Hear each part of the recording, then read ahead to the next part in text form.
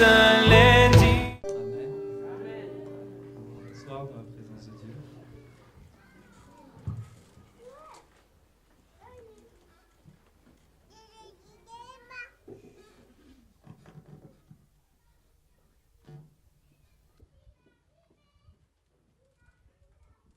Alors j'aimerais partager avec vous ce matin deux choses que j'ai apprises. Deux choses que j'ai apprises de ma marche avec Dieu. Et je ne sais pas si on peut appeler cela une prédication, mais en tout cas un encouragement et une volonté de vous parler avec mon cœur de quelque chose que je pense être important à réaliser dans notre marche avec Dieu. Alors, je n'ai pas su donner un thème à ce message, mais ce sera plus un extrait d'un texte que nous allons lire dans le livre de Psaumes. On va lire des versets 27 à 30. Et Psaume 119, pardon. Psaume 119. Et dans le verset 29, David dit ceci: « Accorde-moi la grâce de suivre ta loi. » Et c'est ce que j'aimerais partager avec vous. J'aimerais parler de la grâce de Dieu. J'aimerais vous raconter comment elle a été agissante en moi. Paul disait: « Ta grâce n'a pas été vaine en moi. » Et je crois que quelque part, David l'a reconnu aussi en disant: « Accorde-moi la grâce. » Ce n'est pas facile, ce n'est pas évident, mais accorde-moi cette grâce-là, parce que je veux suivre ta loi. Donc nous lisons à partir du verset 27, « Fais-moi comprendre la voie de tes ordonnances, et je méditerai sur tes merveilles. Mon âme pleure de chagrin.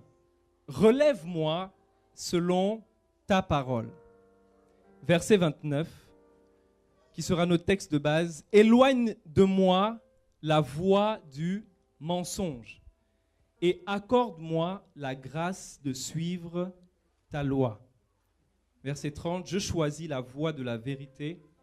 Je place tes lois sous mes yeux. » Et dans tout ce psaume 119, David déclame, il parle de son amour pour la parole de Dieu.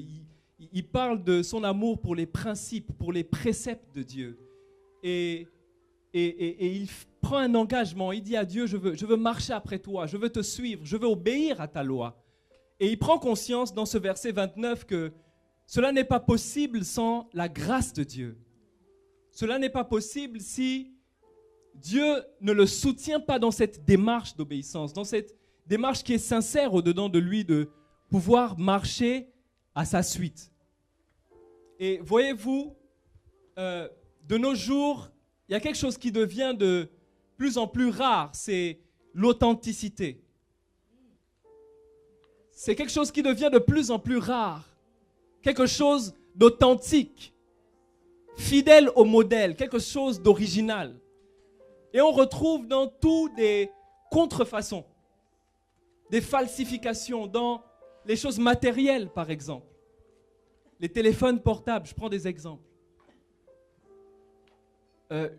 Une grande marque va faire un téléphone portable et quelque part dans le monde, on va en créer une copie. Est-ce que vous avez déjà remarqué ça? Ou quelque chose d'encore plus banal, l'argent, la monnaie par exemple. On a le sentiment que à tout ce qui est vrai, à tout ce qui est bien, à tout ce qui est pur, il existe quelque chose de falsifié. Et le monde semble de plus en plus rempli de falsifications, de faux. Et l'authenticité se fait rare. Et ça devient valable même dans les relations. Je ne sais pas pour vous, mais moi dans le milieu professionnel par exemple, c'est compliqué. On prend des cafés ensemble, on se sourit, on parle de tout et de rien, et derrière, on se dit des choses dans le dos, des choses qu'on n'assume pas toujours de dire aux gens. Et le monde et la société est remplie et pleine de ces choses. Il n'y a plus d'amitié authentique, sincère, qui repose sur une transparence dans les sentiments, dans ce qu'on pense les uns des autres. Et là aussi, il y a du faux. Là aussi, c'est difficile d'être dans le vrai. Et David disait au verset 29, « Éloigne de moi la voix du mensonge. » Autrement dit, il exprime ceci à Dieu. Je ne veux pas être en duplicité dans ma façon d'être avec les gens. Je ne veux pas moi vivre une relation avec toi qui repose sur des choses qui sont fausses, qui ne sont pas vraies. Comme les relations qui nous entourent dans le monde. On retrouve cela aussi dans les familles, où les relations ne sont plus vraies.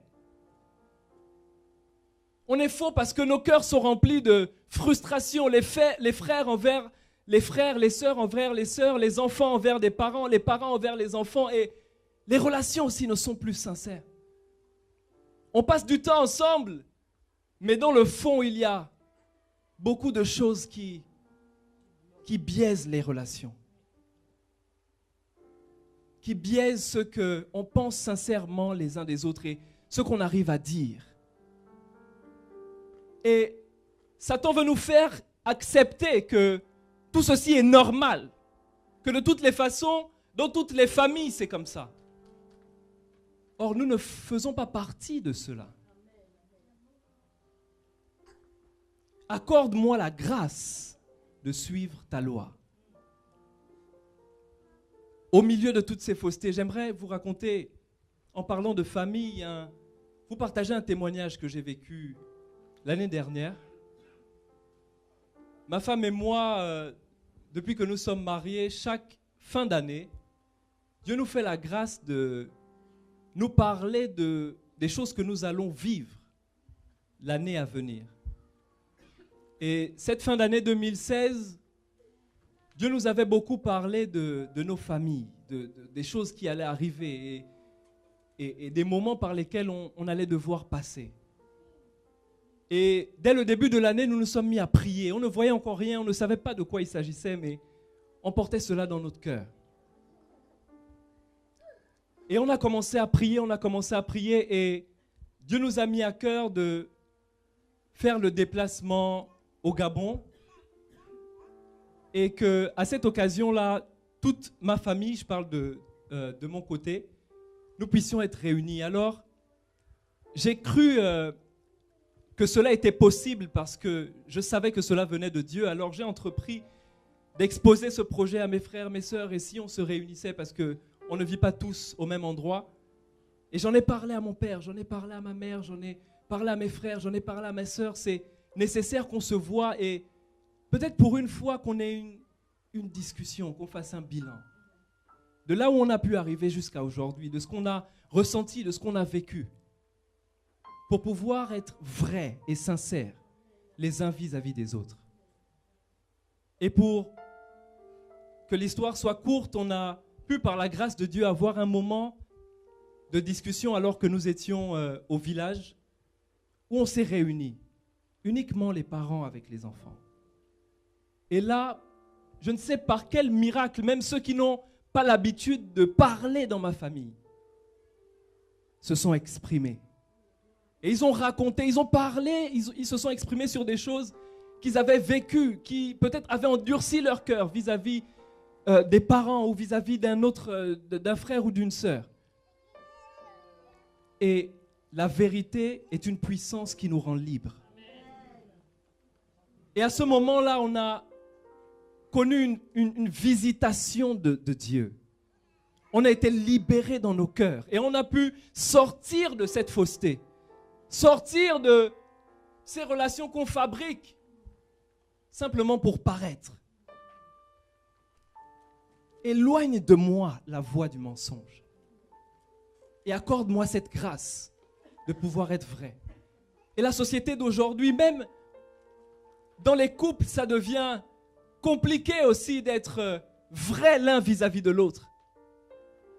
Pourtant, lorsque je regarde à ce que Dieu a créé, lorsque Dieu a créé Adam et Ève, la Bible nous dit qu'ils étaient nus, l'un vis-à-vis de l'autre, et ils n'en avaient point honte. Et cette nudité aussi peut symboliser cette liberté de se parler, de se dire ce qu'on ressent, de se dire ce qu'on pense, sans anticiper que cela se passe mal. Et ça fait que aujourd'hui, même dans les couples, il y a des relations qui ne sont plus sincères, qui ne sont plus vraies. Et sans se l'avouer, on a emprunté une voie du mensonge et qui conduit certainement à la perte. Et l'ennemi veut nous faire accepter que mais c'est normal. Tout le monde fait ça. Tout le monde vit comme ça. Regarde tel frère, regarde telle sœur.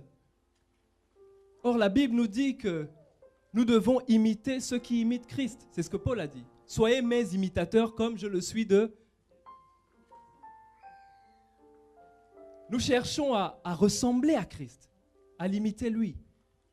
Et la fausseté est, comme partout, même, j'entends souvent ce terme, lorsqu'on parle des chrétiens, on parle maintenant des vrais chrétiens et des faux chrétiens. Quelque part là aussi, même dans le choix qu'on a fait de suivre Christ, il y a quelque chose de faux qui s'est inséré.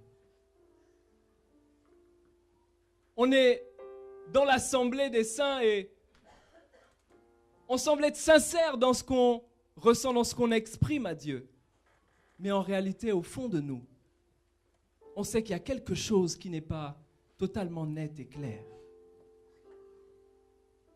Et cette culpabilité et ce qu'on ressent nous empêche d'être vrais, nous empêche de suivre Dieu. Et j'ai vécu cela, moi, pendant des années.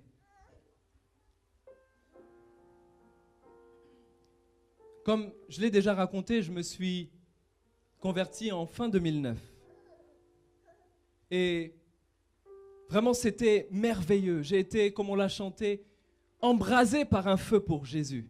C'était formidable, c'était merveilleux. Et je me souviens de cet été en 2010 où j'ai dû aller en vacances au Gabon. Et dans ma tête, j'allais pour sonner le deuxième ou le troisième mouvement de réveil du Gabon, tellement j'étais zélé, encouragé et boosté. Rempli de foi et de zèle. Et cet été-là a été vraiment difficile. Et là, je suis retombé à ces choses dont Dieu m'avait tiré. Et à partir de là, pendant 3 ans, je n'ai plus su être totalement sincère, totalement vrai avec Dieu. J'aimerais vous parler ce matin de la grâce de Dieu. Comment est-ce que la grâce de Dieu est capable de faire sortir une personne de toute cette fausseté et l'emmener à marcher dans la vérité? David a dit, accorde-moi la grâce. Accorde-moi la grâce. Et pendant 3 ans, comme je vous disais, je venais à l'église. Et pendant ces temps de réunion, j'étais sincère, j'exprimais à Dieu mon amour pour lui, ma volonté de le suivre et de vivre quelque chose de sincère. Mais je savais qu'en sortant de cet endroit, dès lors que ma semaine allait commencer, j'allais à nouveau courber la tête. J'allais à nouveau être victime de toutes ces choses qui me liaient. Et c'est là où j'ai appris quelque chose concernant la grâce de Dieu. Et c'est la première chose que j'aimerais partager avec vous. Voyez-vous, il y a une image que j'aimerais vous donner en parlant de la grâce de Dieu. Je ne sais pas si vous vous souvenez de l'épisode du buisson ardent. C'est dans le livre d'Exode, on peut le lire au chapitre 3. On va afficher à partir du verset 1 ou 2. Si possible avec la régie. Exode chapitre 3. Et j'aimerais qu'on ait à l'esprit cette image. Et j'aimerais expliquer deux choses que Dieu m'a révélées concernant sa grâce et comment elle peut agir dans nos vies.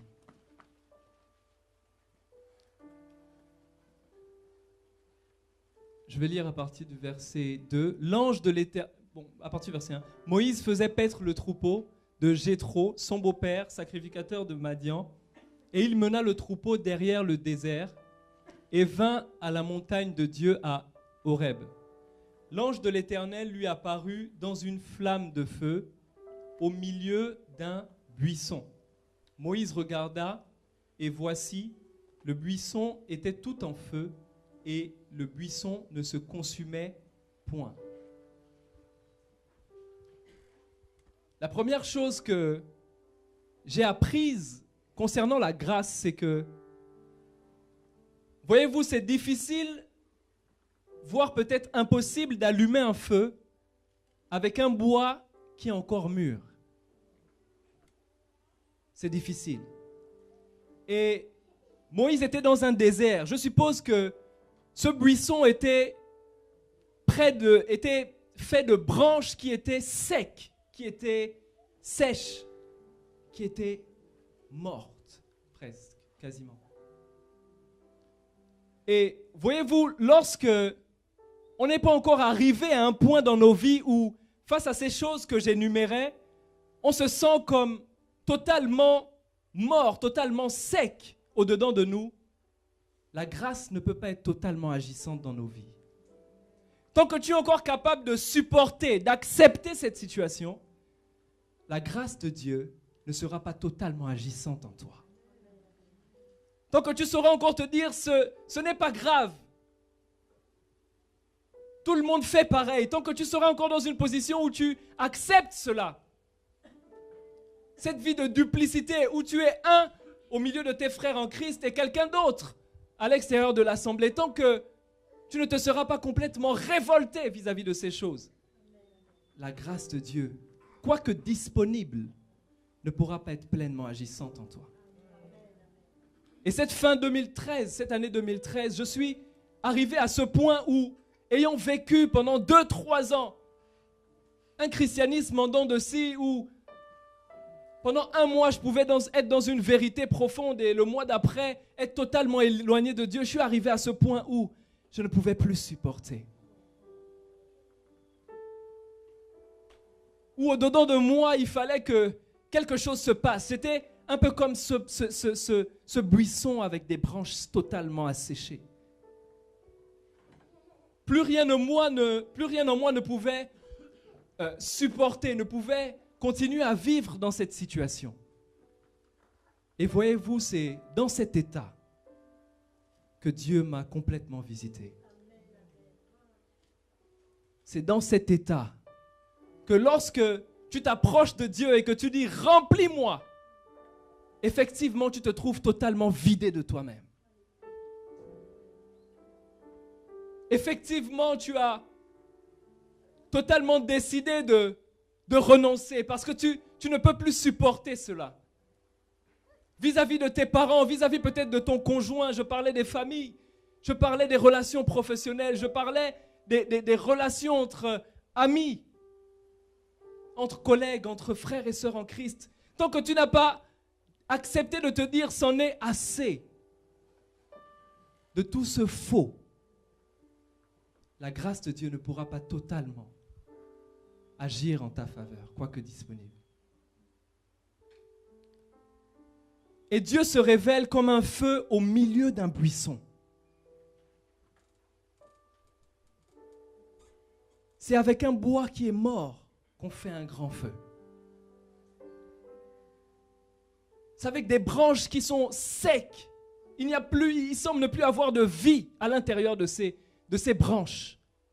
C'est avec ces branches, c'est avec cela que Dieu, c'est au travers de cela que Dieu vient se révéler.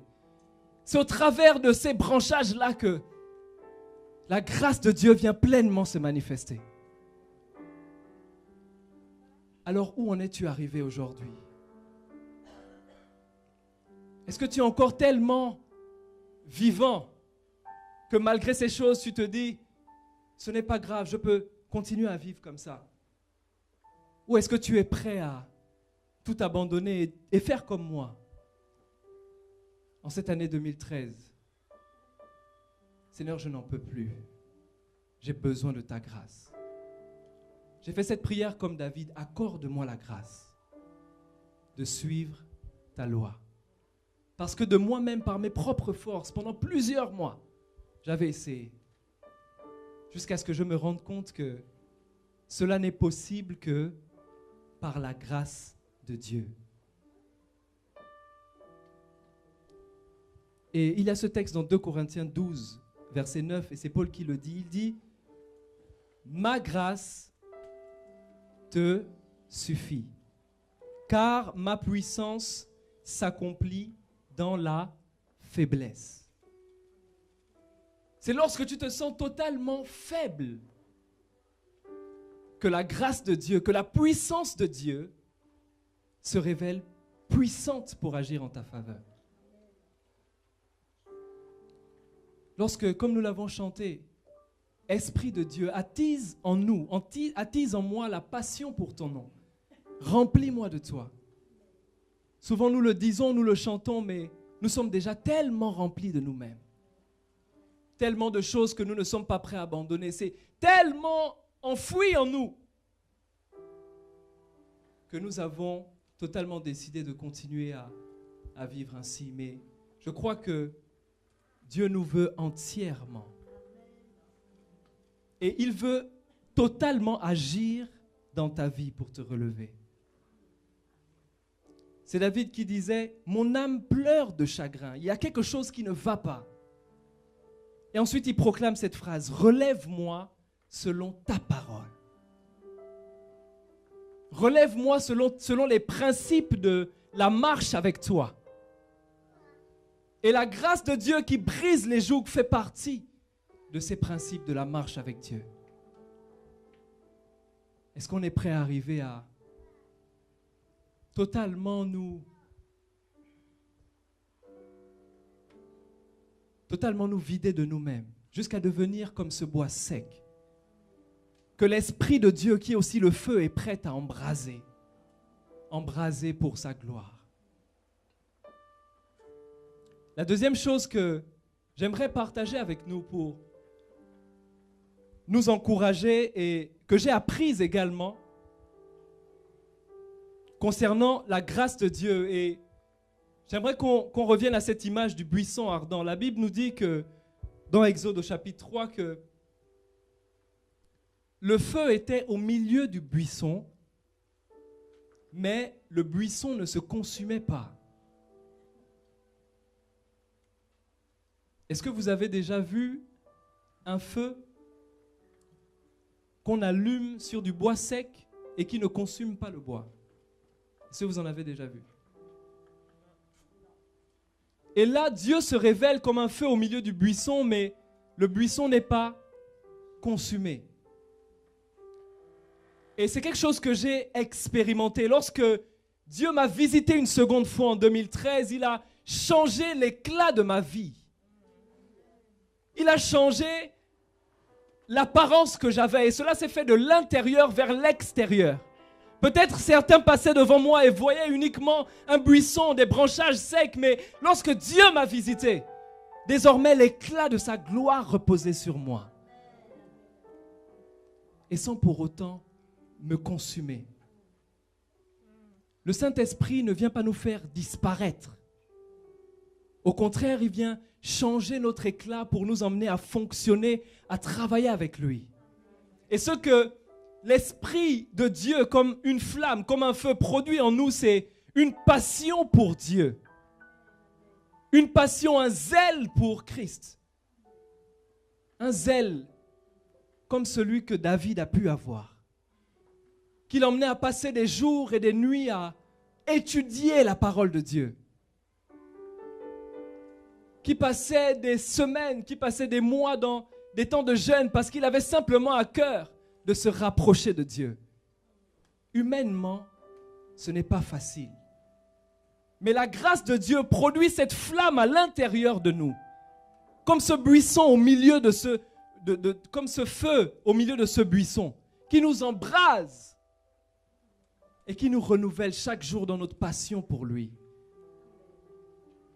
Parce que ce n'est pas évident et facile d'observer, d'être obéissant à Dieu, d'observer ses commandements. Mais par sa grâce, c'est possible. Voyez-vous, l'excellence de Dieu est réservée à ceux qui paient aussi un prix exceptionnel. Or, comment payer un prix exceptionnel dans mon temps, dans le temps que je vais consacrer à Dieu? Comment payer un prix exceptionnel dans l'énergie que je vais mettre pour le suivre? Comment payer un prix exceptionnel dans l'argent que je vais semer pour Dieu? Si je ne suis pas passionné par lui, si je ne suis pas embrasé à l'intérieur de moi par un feu qui me consume et qui me pousse à donner encore plus. Oui, il y a cette phrase que David a dit, « Le zèle pour ta maison me dévore » ou alors dans d'autres versions, « L'amour pour ta maison, ô Dieu, est comme un feu qui me consume. » Et cette expérience-là ne peut être produite que par la grâce de Dieu. Et nous en avons besoin parce que, voyez-vous, la chair se lasse. Tu peux commencer une œuvre aujourd'hui avec plein de zèle, toute la motivation, toute la passion, mais la chair se lasse. Combien de fois nous avons couru après des choses que nous avons finalement possédées et puis, quelques semaines, quelques mois plus tard, cette même chose qui avait représenté l'objet de nos désirs profonds devient quelquefois l'objet de nos plaintes. Voyez-vous cela? Cette femme, ce mari auquel tu as aspiré est devenu l'objet de tes plaintes. Ces enfants, ses parents sont devenus l'objet de tes plaintes. La chair se lasse. Or, par le feu de l'esprit, nous sommes capables de garder la flamme allumée continuellement. Nous sommes capables d'être renouvelés dans notre passion, dans notre attachement à Dieu. Nous sommes capables de garder le courage, la foi, de persévérer sur la voie, sur le chemin que Dieu trace devant nous. La Bible nous enseigne que Jésus nous a achetés à grand prix, que nos vies sont précieuses à ses yeux, que lorsqu'il nous a aimés, il nous a également aimés d'un amour passionné. Voyez-vous, Dieu a pris son temps pour nous façonner, il a pris son temps pour penser chaque aspect de notre être.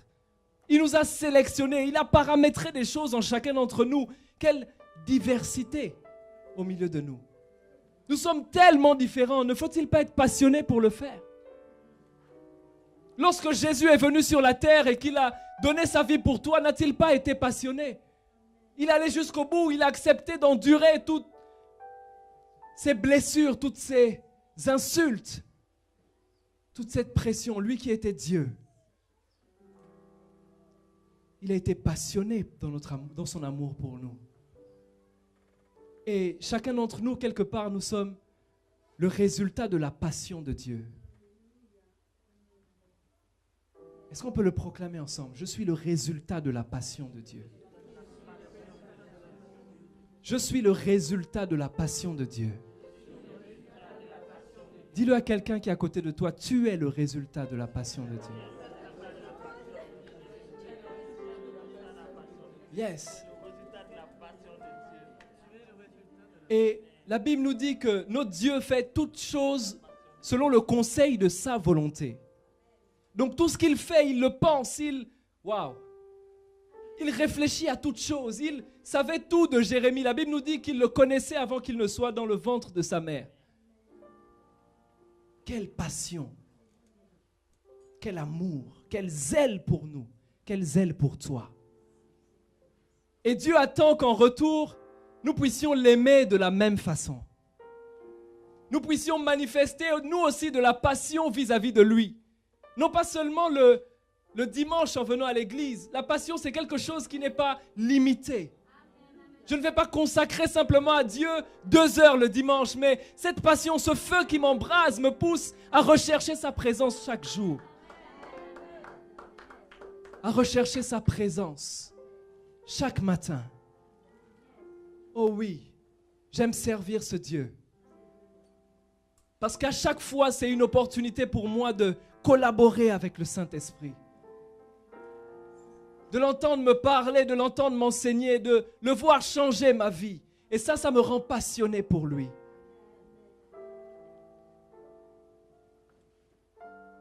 Et Dieu nous a sauvés. En plus de nous sauver, à chacun de nous, il a donné un but. Il nous a donné une destinée.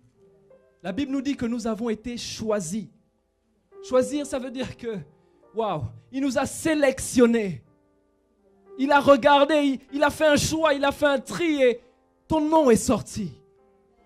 Frère Derrick, il t'a choisi. Serge, il t'a choisi. Il t'a choisi.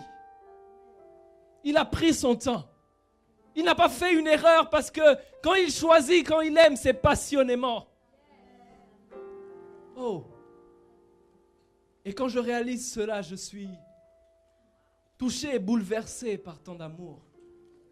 Par tant de passion pour moi.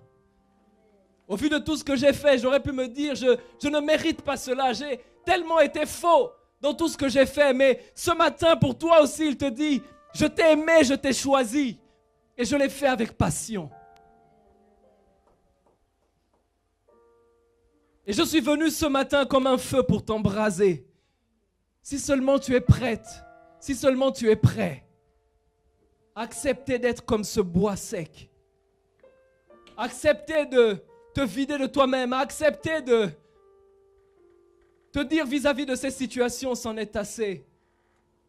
Embrase-moi. Embrase-moi de ce zèle. Embrase-moi de ce feu. Et dans ce même livre de Psaume 119, on voit toute la passion que ce feu a créée en David. J'aimerais prendre un autre extrait au verset 44.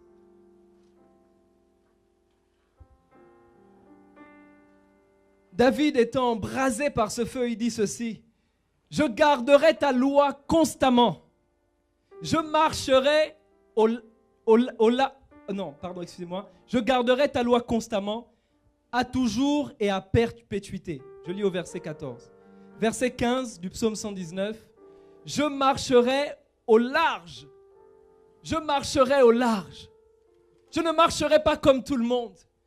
Je ne me dirai pas parce que tel fait, moi aussi je veux faire je veux agir de la même façon, non. Il dit, moi je marcherai au large, car je recherche tes ordonnances. Il dit, je parlerai de tes préceptes devant les rois. Et je ne réjouirai point.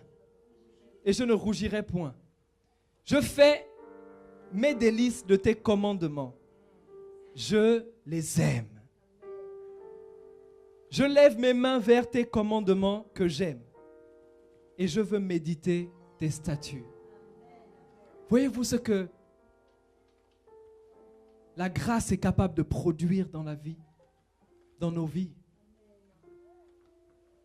Et c'est cette deuxième vérité que j'ai expérimentée concernant la grâce de Dieu. La passion, ce zèle. J'ai réalisé que, et c'est malheureusement ce qui peut arriver des fois, Dieu nous sort de là où il nous prend et il nous restaure. On rend grâce à Dieu justement pour sa grâce. Et puis au final, progressivement, on passe de ce bois qui était sec, qui avait été embrasé par Dieu, à un bois qui semble mûrir. Le moi à l'intérieur de nous recommence à prendre place. Et là, on perd en constance, on perd en fidélité. On n'arrive plus à tenir les engagements, à garder la même passion vis-à-vis de Dieu. Et j'ai appris que tant que je suis faible, tant que je reste comme ce bois sec, alors le feu continue de m'embraser. tant que je reste humble, tant que je reconnais que ce n'est pas par mes propres forces, tant que je ne compte pas sur mes propres capacités, tant que je ne m'appuie pas sur mon expérience et ce que j'ai pu apprendre, tant que je réalise et je reconnais que c'est seulement par sa grâce, alors ce feu en moi continue à être débordant.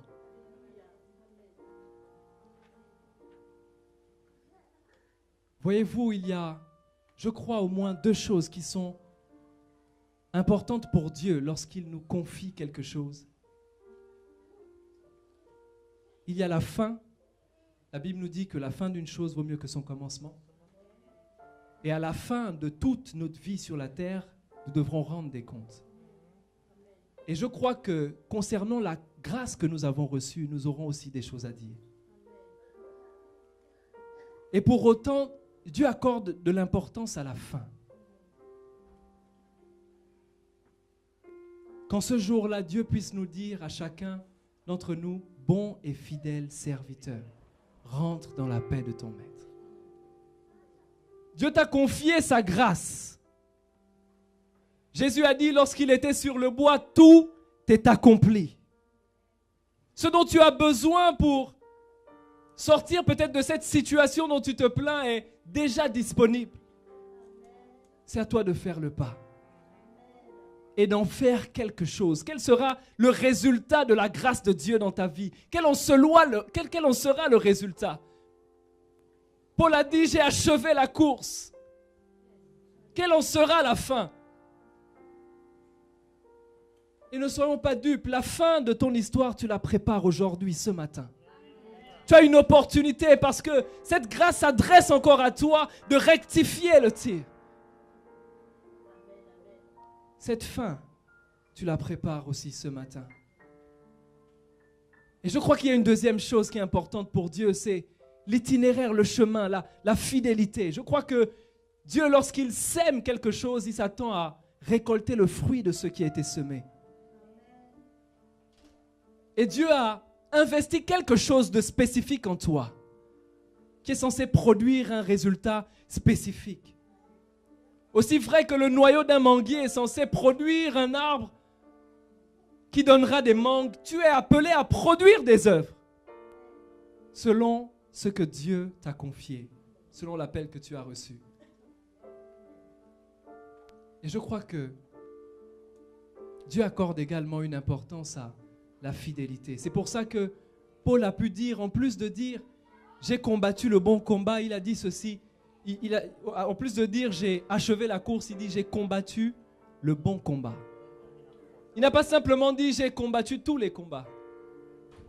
Il fait un bilan, il fait un point et il se rend compte que, oui, sur la durée, j'ai combattu le bon combat. Et la grâce de Dieu, comme ce feu, comme ce zèle en chacun d'entre nous, vient nous donner les ressources pour achever la course et pour combattre le bon combat.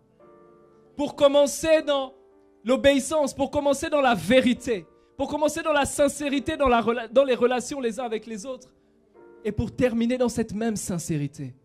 Quelles que soient les blessures, quelles que soient les tempêtes qui se lèvent, quelles que soient les déceptions, j'ai été semé comme étant une source de vérité, alors je demeure dans la vérité.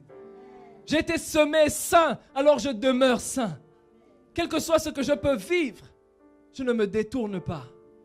Mais chaque matin, lorsque c'est difficile, je fais cette prière comme David. Accorde-moi la grâce. Accorde-moi la grâce. Accorde-moi la grâce de suivre ta loi. Accorde-moi cette grâce. Et j'aimerais terminer en partageant quelques fruits que produisent le zèle. La grâce de Dieu comme ce feu en nous. J'en ai parlé un peu. Le désir ardent de le servir. Le désir ardent de me donner entièrement. Le désir ardent de ne plus vivre dans les faux semblants. Le désir ardent de l'aimer sincèrement, comme lui, il m'a aimé. La persévérance dans les épreuves, la persévérance face à l'adversité. Troisièmement, la fidélité. Ce feu produit en nous la fidélité. Ce que j'ai commencé, je demeure constant et fidèle dans ça. Le courage, parce que ce n'est pas toujours facile d'obéir. Obéir, des fois, te mettra dans cette position où, en tant qu'enfant, en 2017, je vous racontais, j'ai dû aller voir mes parents pour solliciter ce temps. Il faut du courage. Parce que je ne sais pas pour vous, mais dans notre culture, ce n'est pas toujours facile. En tout cas pour moi, ça n'a pas été le cas. Mais ce zèle, cette passion pour Dieu produit du courage. Tu as peut-être peur de te lancer, tu sais, et tu as pris conscience des capacités que Dieu t'a données, de ce que Dieu t'appelle à faire. Mais tu as peur peut-être de faire le premier pas.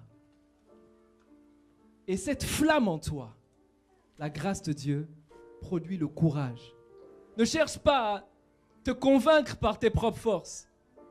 Moïse a commencé à le faire et s'il était resté là à se dire « mais je ne sais pas parler, je suis bègre, je ne sais pas comment m'adresser à un roi ». S'il avait commencé à simplement demeurer dans ses considérations, il n'aurait jamais été devant Pharaon. Mais à un moment donné, il a regardé à la grâce. Et cette grâce, il l'a trouvée dans la présence de Dieu. Dieu lui a fait cette promesse, il lui a dit « va, je serai avec toi ». Et de la même façon, Dieu te dit ce matin, sa grâce t'accompagne. Fortifie-toi et prends courage. Dernier point, cette grâce produit en nous l'espérance. L'espérance. Je sais que à la fin des temps, je sais que en fin des comptes, tout cela n'aura pas été vain. Je ne me laisserai pas gagner par l'amertume. On a fait toutes ces choses pour Dieu, mais au final, qu'est-ce qu'on gagne? Je ne me laisserai pas atteindre par ces pensées, parce que mon espérance est pleine en Jésus. Mon espérance en Christ n'est pas vaine. Mon espérance en Jésus ne s'appuie pas sur une promesse faite par un homme, mais s'appuie sur une promesse de celui qui a déjà démontré que lorsqu'il dit, il fait fidèlement, conformément à ce qu'il a dit. Mon espérance en Jésus n'est pas vaine. Alors oui, je suis prêt à entendre qu'on me dise insensé. Je suis prêt à entendre qu'on me traite de fou. Dans quelque milieu que ce soit. Mais au fond de mon cœur, je sais que tout cela n'a pas été fait en vain. N'aura pas été fait en vain. Ne sera pas fait en vain. Alors mon cœur sera toujours rempli d'espérance. L'espérance dans le Dieu de mon salut. L'espérance dans le Dieu qui m'a visité en 2009. Le même qui m'a visité encore en 2013. Le même qui me visitera encore pendant tout le restant de ma vie. Parce qu'il est fidèle. Parce que la grâce de Dieu n'est pas limitée, frères et sœurs. Si elle t'a visité, si elle t'a touché hier, ce matin, elle est encore capable de te toucher. Est-ce que ton cœur est ouvert à cela ce matin? Oh oui, il y a ce texte d'Hébreux qui nous dit « Approchons-nous du trône de la grâce ». Oh, Dieu n'est pas dépossédé de ce qu'il te donne, frère. Il n'est pas dépossédé de ce qu'il te donne, de ce qu'il t'accorde, sœur. Alors approche-toi du trône de la grâce.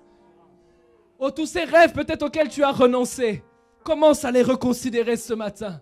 Oh, parce que cette grâce comme un feu recommence à créer un désir ardent dans ton cœur.